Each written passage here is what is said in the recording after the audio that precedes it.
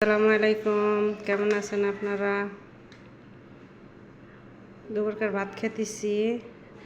মুরগির গোশত দিয়ে আজকে লাউ রান্না করছি, লাউ তরকারি। মুরগির গোশত বেশ খুব একটা ভালো লাগে না, তাই অল্পই দিছি, 2-1 পিস।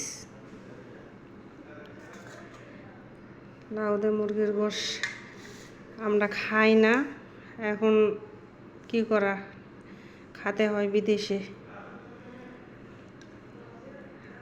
আমরা মুরগির গোশতের মধ্যে কিছু দিই না, খালি মুরগির গোশত কষাই রান্না করি, খাই দেখি কিরম লাগে। বিসমিল্লাহ।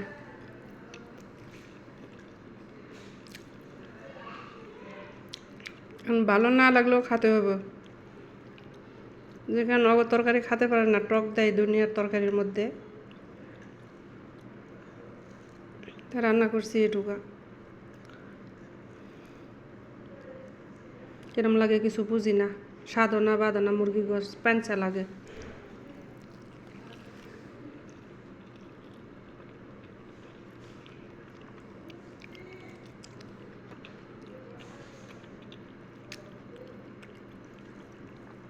লবণ বেশি হয়েছে, অল্প তরকারি তো লবণে একেবারে তিতা হয়ে গেছে।